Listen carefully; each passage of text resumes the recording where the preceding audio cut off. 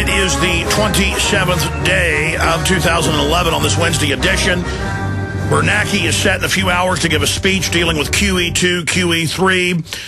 The mainstream media and analysts, Bloomberg, Fox, CNN, they're all saying, oh, yeah, $7 a gallon gas by next year, $5 a gallon of gas later in the year here. It's now a foregone conclusion. They're now admitting it's because of dollar devaluation. They're now admitting the stock market's going up because it takes more dollars to buy those stocks, just like gold is going up, silver's going up, oil's going up.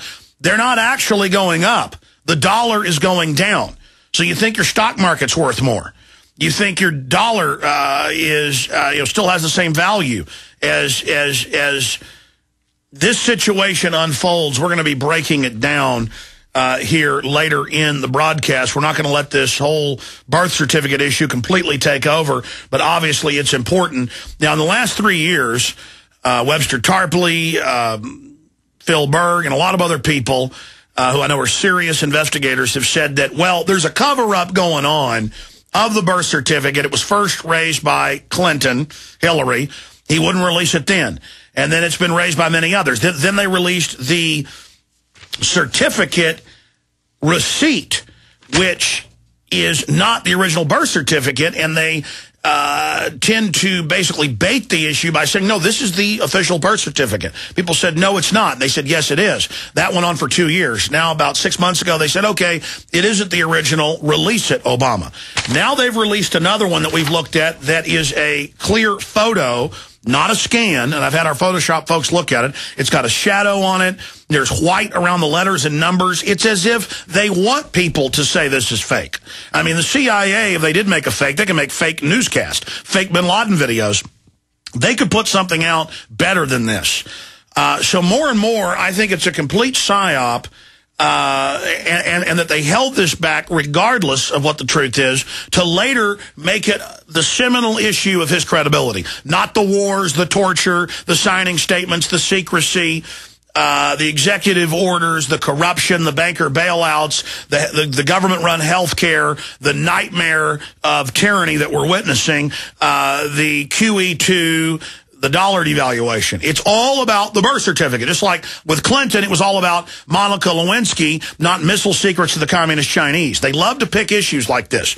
Now, he certainly has been covering it up. So either he covered it up to later make it a political issue when he released it, or he's wanted to hide something, and they've now had 2.5 years to fake this, but it's a very shoddy fake if it is a fake. I mean, they've got forensic experts looking at it right now, and for the next 25 minutes or so, we've got Mancow-Muller, Eric Mancow-Muller, who's been saying this is a staged event, a setup that we've been suckered into for years. He's going to be popping in to get his view on that.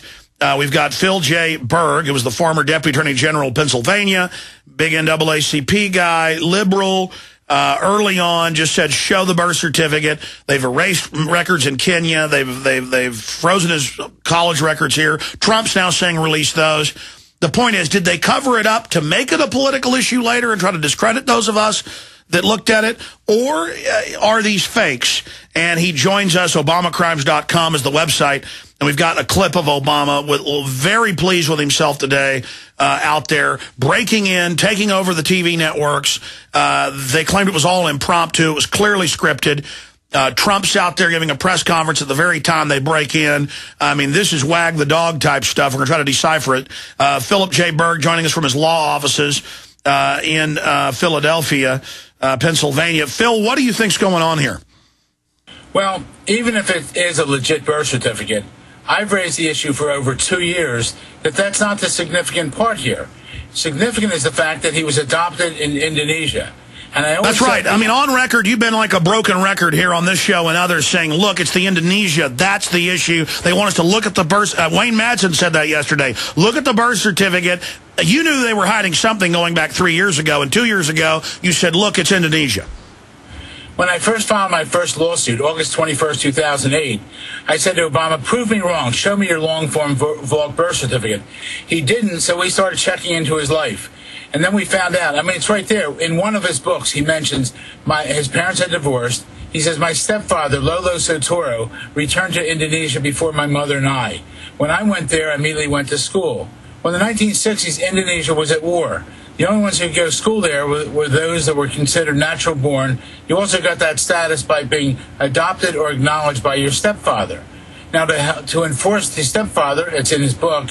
Also, we have a school record on our website, obamacrimes.com, which indicates his name is Barry Soetoro, which indicates that his nationality is Indonesia and his religion is Islam, which is Muslim. Now, that's significant because if he hasn't legally changed his name after being adopted, his real name is Barry Soetoro.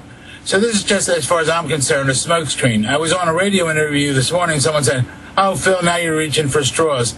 I'm not reaching for straws. For 2 years, over 2 years, I've raised the issue of the adoption. It's a major issue. When he came back at age 10 to Hawaii, what was his status? If he was natural born, when he was adopted in Indonesia, he lost his status because Indonesia did not provide for dual citizenship back in the 1960s. For dual citizenship, you need both countries to agree, and Indonesia did not agree with the United States until 2005. Well, Phil, let me stop you briefly, and we're going to hold you, for a couple segments and have Webster Tarpley pop in with his view to augment and add to the debate. We've got Mancow-Muller popping in a little bit later, syndicated a radio host. My issue is something corrupt is going on here. The way they wouldn't release it for 3 years, going way back into the campaign, the way they released this receipt of it that also had a lot of issues with it and kept saying this is the long form. We know they lied about that. It was almost like they were baiting the hook the whole time. But we know that private corporations, intelligence agencies, you name it, can make really good fakes of anything they want, including fake newscasts, fake video. They can shoot video of a few seconds of you and then morph it with computer programs that are almost 2 decades old. My question here is, looking at this new long-form birth certificate, looking at it in Photoshop blown up, I mean, it looks like a 5-year-old did it. It looks fake. If they were going to put a fake out, it would be better than this. Something's going on here. Well, we'll have to take a look at it. I'm looking for the response from the forensic people. The key you have to look at is the doctor's name and the doctor's signature. I'm sure that matches up. But it wouldn't put anything past me, because you have to remember, as you stated, for the past 2.5 years, they've been saying that the document they put up was the birth certificate. It was not. So if they were lying about that, they could be lying about this. But even, I don't care what it is, even more significant is the fact he was adopted. When he went to Occidental College, people remember calling him Barry. His legal name is Barry Soetoro. If he hasn't legally changed his name is Barry Soetoro. As far as I'm concerned, Obama is a fraud, and he's a phony, and this is the biggest hoax against the United States of America in over 234 years. And I'm not going to stop on this. I'm going to continue. Now, many other attorneys have pursued different actions over the years. I believe I'm the only attorney in the country who has brought up the adoption issue. And I think it's significant, and I think that's why my phone's ringing off the hook today. Everyone wants an interview. I was interviewed overseas already by The Guardian in England and other places. Well, Phil, to stop you again and I mean, just to inject the wider spectrum here, this has gone from a backwater issue that you going back almost 3 years ago, and I want you to give us that timeline, brought forward. You were the first from my research and have filed lawsuits. You've been credible. You've been focused. You haven't circulated some of the fake reports that have been out there purporting to be his foreign birth certificates. But we know that people like Dr. Corsi, he's been detained when he goes to Kenya. We know a lot of this started when the grandma over there said, yes, he was born here, and they've got a statue over there. And then Michelle Obama comes out and says in speeches years ago that we went back to Kenya, his home country. So there's all of this going on. It's reasonable to ask these questions. It was unreasonable for him to not release this earlier. So something's very suspicious. But now it's one of the biggest issues in the country. Donald Trump surged in the polls when he covered it. USA Today poll yesterday, 62% not believing he was born in this country, not sure. And so when he said in his speech today, the vast majority of Americans know that this is baloney, this may be desperation. This may be a fake document. I think they miscalculated. I think this is going to blow up even bigger, Phil. Well, I think so, and it should. But also we should, as we're looking at that birth certificate, we should really concentrate on the adoption issue. It's really significant. I had an argument with an immigration attorney last year. He wouldn't buy the argument about with Obama. I said, let's ask about the children from Haiti being adopted here in the United States. He said, oh, that's easy. They sever all relationships with the people in Haiti. They take on the name of the family here in the United States, and they take on the citizenship here in this country. Well, I said, then why is that different with Obama? He said, it's different. It's not different. Obama is a fraud. Let's see all the records now when he came through in immigration at age 10. Let's see what happened. See, I really believe that he came through in his Indonesia passport.